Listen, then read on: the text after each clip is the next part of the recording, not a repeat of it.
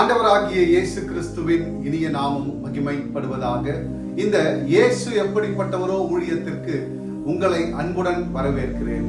இந்த நாளிலும் நாம் ஒரு வேத வசனத்தை தியானிக்க போகிறோம்.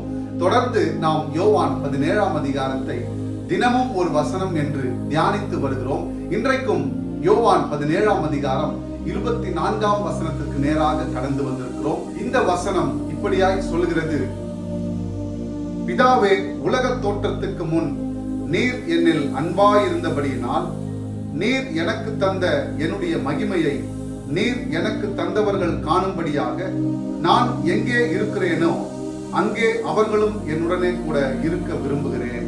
எனக்கு அன்பானவர்களே, இந்த இடத்துல நம்முடைய தேவனாகிய கர்த்தர் இந்த உலக தோற்றத்திற்கு முன்னதாகவே நம்முடைய இயேசுவின் மேல் அவர் அன்பாயிருந்ததையும் நம்முடைய பிதாவாகிய தேவன் அவருக்கு கொடுத்திருக்கிற அந்த மகிமையை நாம் காணும்படி அவர் எங்கே இருக்கிறாரோ அங்கே நாமும் அவரோடு கூட இருக்க வேண்டும் என்று விண்ணப்பம் செய்கிறார், வேண்டுதல் செய்கிறார். இந்த இடத்துல நாம பார்க்க வேண்டிய ஒரு முக்கியமான காரியம், நீர் எனக்கு கொடுத்த மகிமையை, அந்த மகிமையினால் மரித்தவன் எழுந்து நின்றான், குருடன் பார்வை அடைந்தான், முடவன் நடந்தான். இப்படி அநேக அற்புதங்களையும் அடையாளங்களையும் நாம் சொல்லிக்கொண்டே போகலாம். இந்த உலகத்திலே நம்முடைய இயேசுவானவர் நன்மை செய்கிறவராகவே சுற்றி திரிந்தார். எளியவனுக்கும் ஏழ்மையானவனுக்கும் உதவி செய்தார். அவர்களோடு கூட அவர் எளியவனாய் காணப்பட்டார். நம்முடைய இயேசுவானவர் அவரிடத்தில் வைத்திருக்கிற மகிமையை ஒரு நாளும் மேன்மை பாராட்டிக் கொள்ளவில்லை. எல்லாவற்றையும் தமக்கு முன்பாக அவர் வைத்துக் கொண்டு தன்னை தாழ்த்தி கொண்டவராய் பிதாவாகிய தேவனுக்கு முன்பாக அவருடைய வார்த்தைக்கும் அவருடைய எல்லா கற்பனைக்கும் கட்டளைக்கும் கீழ்ப்படிந்தவராய் அவர் நித்தம் இந்த உலகத்திலே கடைசி முடிவு பரியந்தம் அவர் தன்னை சிலுவையில் ஒப்பு கொடுக்கும் போதும் அவர் எல்லாவற்றையும் பொறுமையோடு சகித்தார்.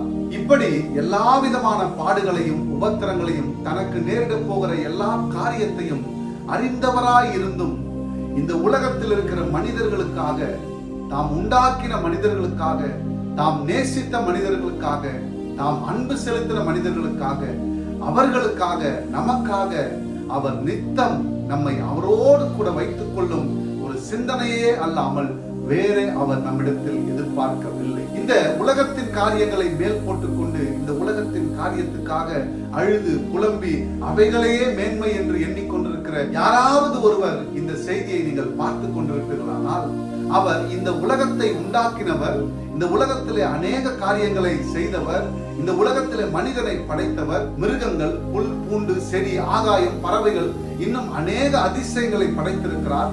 ஆனாலும் இந்த உலகத்துக்காக வேண்டிக் கொள்ளாமல் நமக்காக வேண்டிக் கொள்வதும், பிதாவாகிய தேவன் தெரிந்தெடுத்து நம்முடைய இயேசுவானவரிடத்தில் ஒப்பு கொடுத்த இந்த ஜனங்களுக்காக அவர் எல்லாவற்றையும் செய்ய இறங்கி வருகிறார். இந்த இடத்திலே இன்னும் குறிப்பாக நாம் சொல்வோமானால், நான் எங்கே இருக்கிறேனோ அங்கே அவர்களும் என்னோடு கூட இருக்க வேண்டும் என்று கேட்கிறார்.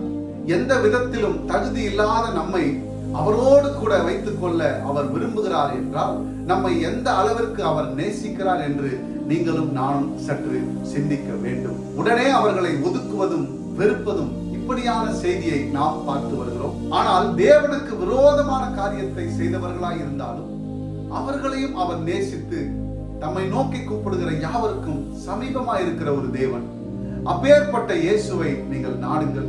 அவர் உங்களுடைய வாழ்க்கையில ஒரு காரியத்தை செய்கிறார். அவர் உங்கள் உலக பிரகாரமான காரியத்தை மாத்திரம் பார்க்கவில்லை, அவரோடு வைத்துக் கொள்ளக்கூடிய ஒரு உறவையும் அவர் ஏற்படுத்தி நம்மை மீட்டுக் கொள்ள இவ்வளவாய் அவர் போராடினார். அப்பேற்பட்ட இயேசுவை நீங்கள் நாடுங்கள். தம்மோடு கூட வைத்துக் கொள்ள வேண்டும், தம்மோடு கூட இருக்க வேண்டும், தம்மோடு கூட உறவாடி, தம்மோடு கூட சந்தோஷித்து, தன்னோடு கூட இருக்க வேண்டும் என்று நினைக்கிறவர் இந்த உலகத்திலே வாழும்போது நம்முடைய வேண்டுதல்களை நிறைவேற்ற மாட்டாரா என்ன? நிச்சயமாக முடிவு உண்டு. உன் நம்பிக்கை வீண் போகாது. இந்த உலகத்திலே நீங்கள் எதை வேண்டுமானாலும் கேட்டுக்கொள்ளுங்கள்.